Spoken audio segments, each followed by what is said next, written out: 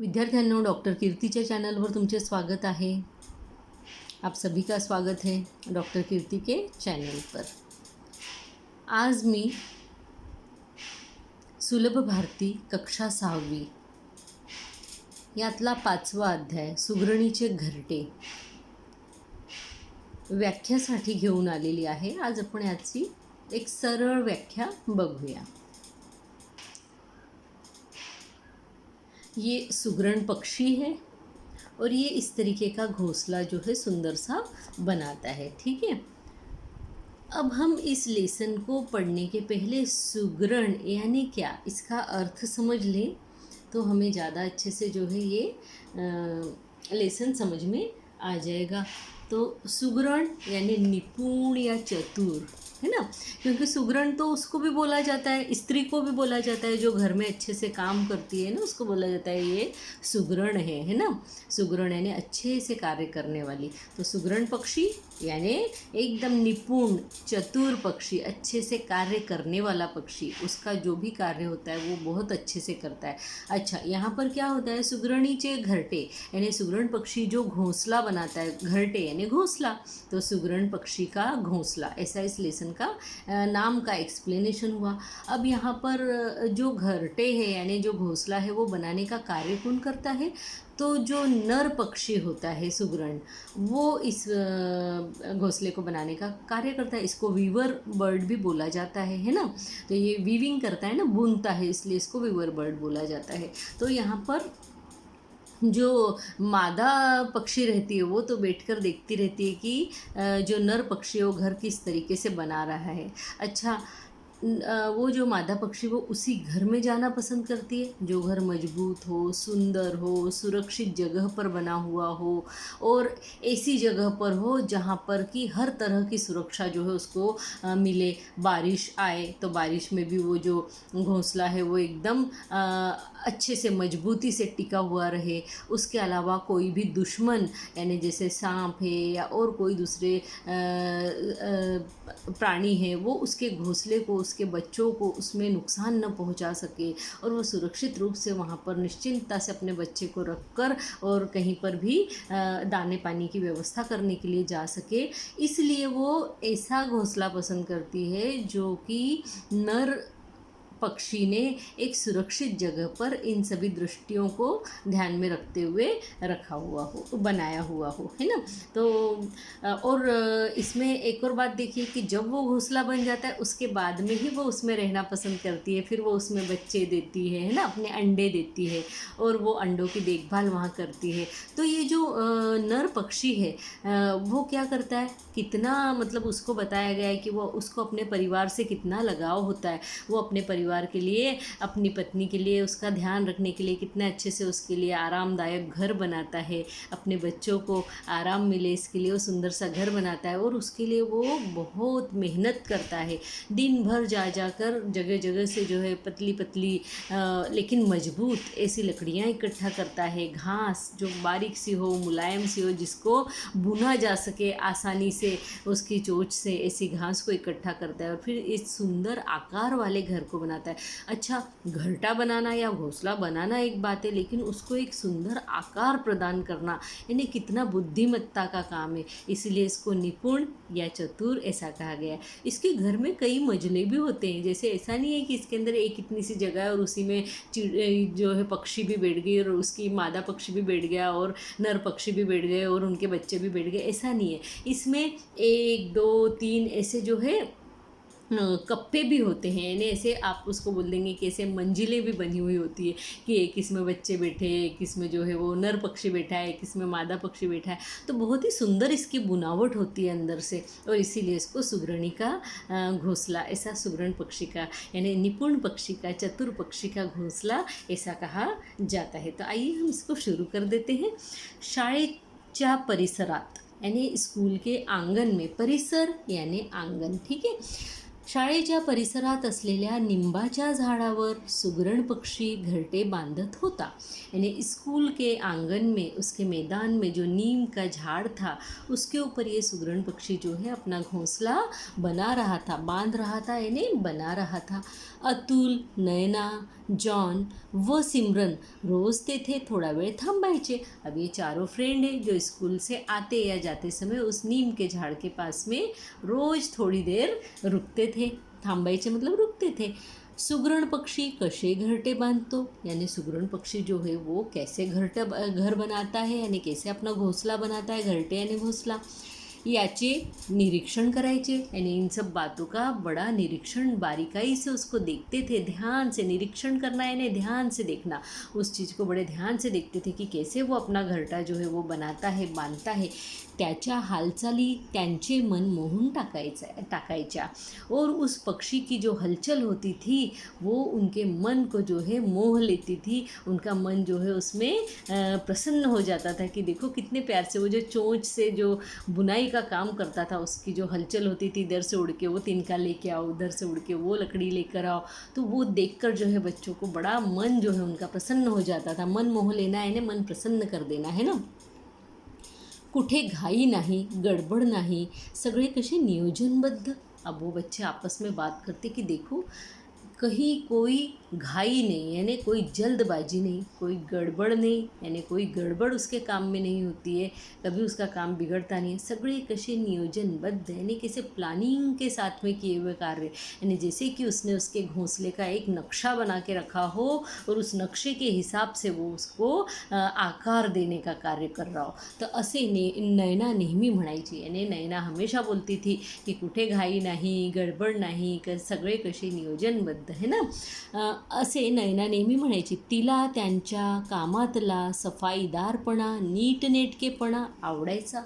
उसको यानी कि इसको नैना को उनके काम में का जो क्लियरिटी थी, यानी एकदम क्लियरिटी के साथ में वो करता था, नीट नेटकेपणा यानी एकदम प्रॉपर जो काम होता है वो करते थे, वो उसको बहुत पसंद था, आवडायचा।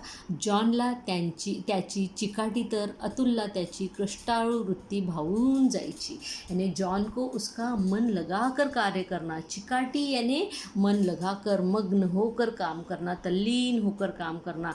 तो जॉन को तो सुगरण पक्षी का जो है, जो नर पक्षी है, उसका वो मन लगा के जो काम करने की जो उसकी आदत थी वो उसको बहुत अच्छी लगती थी। और उसके अलावा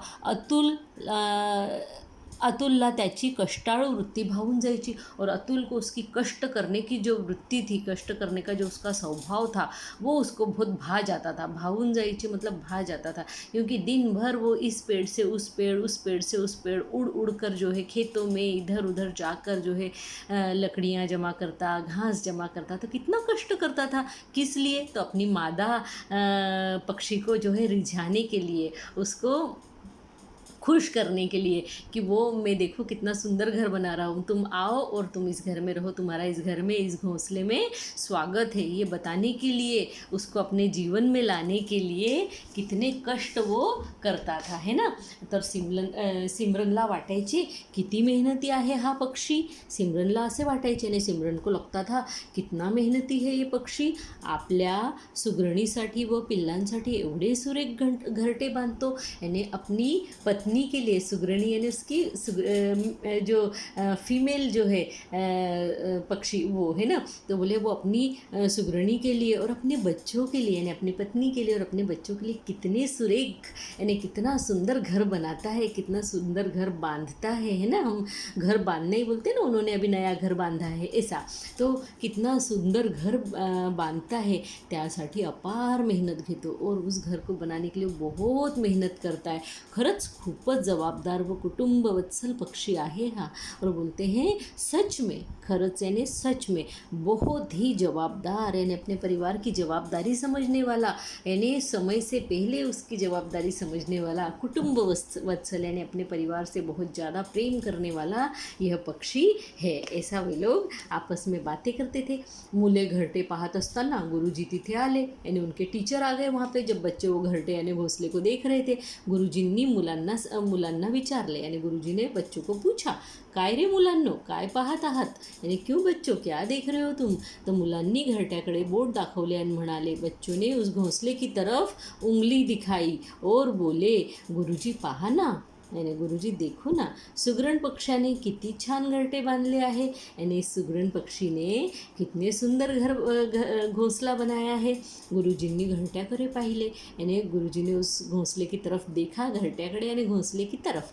ते मुलांना म्हणाले, वे बच्चों को बोले, मुलांनो, सुगरण पक्षी नीटनेटके आणि मजबूत घरटे बांधतो। यानी ये जो सुगरण पक्षी होता है ये बहुत नीटनेटके यानी एकदम प्रॉपर व्यवस्थित अच्छा घर और मजबूत घर बांधता है, यानी मजबूत घोंसला बनाता है। गवताच्या बारीक पण चिवट काड्या गोळा करतो। वो बोले घास की बारीक बारीक लेकिन चिवट यानी मजबूत ऐसी लकड़ियाँ वो इकट्ठा करता है आणि आपल्या चोचीने सुबक व भारी घरटे विणतो, और इससे वो अपने चोंच से, छोटी सी इतनी सी चोंच है, इस चोंच से सुंदर, सुबक यानी सुंदर, तो सुबक व भारी यानी मस्त, एकदम मस्त घरटे बनाता है। विनता है यानी बुनता है, यानी वो जो मजबूत लकड़ियाँ और घास इकट्ठा करता है और उन घास से और लकड़ियों से अपनी छोटी सी चोंच से जो है सुंदर और मस्त घर या घोंसला बुनता है। नक्षीदार विण पाहूनच या पक्षाला सुगरण असे म्हणतात, यानी नक्षीदार ऐसा जैसे कोई उसने पहले नक्शा बना के रखा हो और उसके अनुसार वो उस घर को बना रहा हो, उस घोंसले को बना रहा हो, उसकी वो नक्शीदार यानी वो डिज़ाइनदार जो बुनाई है वो देखकर ही उसको सुगरण ऐसे बोला जाता है। अशी सुबक आकाराची सुरेख घरटी तो बांधत असतो, यानी ऐसी सुंदर आकार की सुबक यानी अच्छी एकदम सुंदर ऐसे घर वो बनाता है। सुरेख यानी भी सुंदर, अच्छा और सुबक यानी भी सुंदर, है ना। सुगरण मादी त्याचे निरीक्षण करते। अब सुगरण मादी जो रहती है यानी फीमेल पक्षी जो रहती है वो बैठ के निरीक्षण करती रहती, ध्यान देती रहती कि ये कैसे बना रहा है, किस तरह की लकड़ियाँ ला रहा है, किस तरह की घास ला रहा है, ये घोंसला मजबूत होगा कि नहीं, कौन से झाड़ की डाली पर बना रहा है। जैसे बबूल के झाड़ पे सबसे मजबूत घोंसला बनता है ना, क्योंकि बबूल की डाल जो होती है वो बहुत मजबूत होती है उसकी, है ना, ब्रांचेस, और ऐसे नीम के झाड़ की ब्रांचेस बहुत मजबूत होती है। तो इस तरीके से वो सुगरण पक्षी जो है, फीमेल पक्षी, वो ध्यान रखती है कि इसने घोंसला कहाँ बनाया है, मजबूत है कि नहीं वगैरह, इस तरीके से वो निरीक्षण करती रहती है। तो सुगरण मादी त्याचे निरीक्षण करते हैं, वो ध्यान रखती है उसके बाद बनाने का कि क्या कर रहा है, राहण्यास योग्य वो मजबूत असेल अशा घरटात राहणे ती पसंत करते, यानी रहने के लिए योग्य हो, यानी और मजबूत हो, यानी एकदम मजबूत हो, ऐसे घर में वह रहना पसंत करती है। नींब बाभळीच्या झाडांच्या फांदीला हे घरटे झोक्यासारखे टांगलेले असते। वो बोलते नीम के झाड़ को या फिर बाभड़ी यानी बबूल के झाड़ को, उसके मतलब उन झाड़ों की फांदी यानी ब्रांचेस को ये जो घरटे होते हैं यानी घोंसले होते हैं झोक्यासारखे यानी झूले के जैसे टांगे हुए दिखते हैं, वैसे होते हैं, है ना। वादळातही हे घरटे शाबूत रहते, और बादल यानी वादळात यानी बहुत तेज हवाएं चले, बारिश हो, चाहे कैसा भी मौसम हो, उसमें ये घरटे शाबूत यानी अख्खे के अख्खे रहते हैं, कभी गिरते नहीं, टूटते नहीं, है ना। शाबूत यानी अख्खा, त्याच्या घरट्याची सर कोणत्याही इतर पक्षाच्या घरट्याला येत नाही। सर यानी बराबरी। अब इसके घोंसले की बराबरी कोई भी दूसरे पक्षी के घोंसले से नहीं हो सकती, यानी पक्षियों में जो सबसे सुंदर घोंसला होता है वो सुगरण पक्षी ही बनाता है। वो बोलते हैं ना, खोप्यामध्ये खोपा सुगरण पक्षीचा, यानी घोंसलों में घोंसला तो सुगरण पक्षी का ही।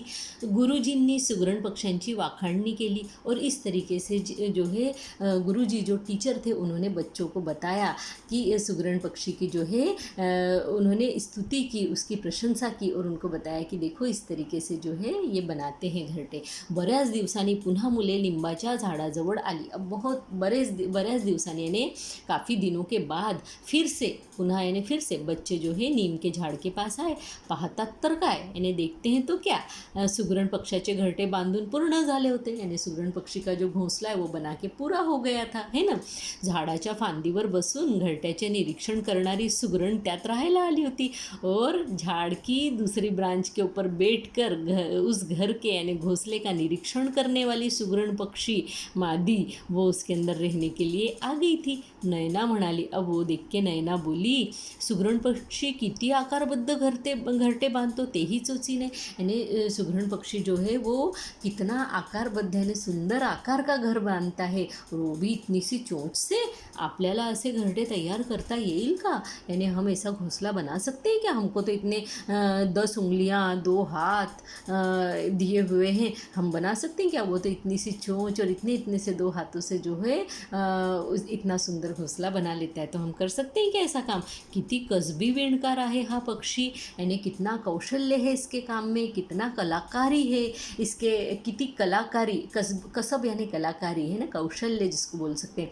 तो किती कसबी विणकर आहे हा पक्षी, यानी कितना कलाकार है ये पक्षी. विणकर पक्षी यानी बुनने वाला पक्षी. क्या बुनता है? तो घर बुनता है ना. तो विद्यार्थियों, अब इसके शब्दार्थ को देख लेते हैं कि मजबूत यानी पक्के, सुबक यानी सुंदर, शाबुत रहने यानी टिक के रहना, अक्खे का अक्खा रह जाना, बच जाना किसी भी मुसीबत में से, सर येणे यानी बरोबरी करणे यानी बराबरी करना, वाखाणणे यानी स्तुति करणे या प्रशंसा करना, कसब यानी कौशल्य, या फिर कसब यानी मैंने आपको बताया कि कितना कसबी यानी कितना कलाकार है ना, कसब यानी कलाकारी, विणकाम यानी धागे एकमेकात गुंफून विणण्याचे काम यानी धागों को एक दूसरे में गूंथ कर बुनने का कार्य करना. अब यहाँ पे हम देख लेते हैं चिकाटी यानी मन लगाकर कार्य करना, मन लाउन कार्य करने है ना. सुगरण, हम लेसन का नाम सुगरण है और हमें सुगरण का अर्थ नहीं पता हो तो बात ही पूरी नहीं होती. तो सुगरण यानी निपुण या फिर चतुर. ठीक है. तो विद्यार्थियों, अब आपको ये लेसन जो है खूब अच्छे से समझ में आ गया होगा. अगर इसमें कोई भी परेशानी हो तो आप मुझे कमेंट बॉक्स में लिखकर बता सकते हैं. मेरे इस चैनल को लाइक कीजिए, सब्सक्राइब कीजिए, और हो सके तो अपने फ्रेंड्स के साथ में शेयर भी ज़रूर कीजिए. आपको और अगले कौन से लेसन चाहिए, किस तरीके से चाहिए, हिंदी में चाहिए कि मराठी में चाहिए, आप मुझे कमेंट में लिख कर भेज सकते हैं. धन्यवाद. नमस्ते.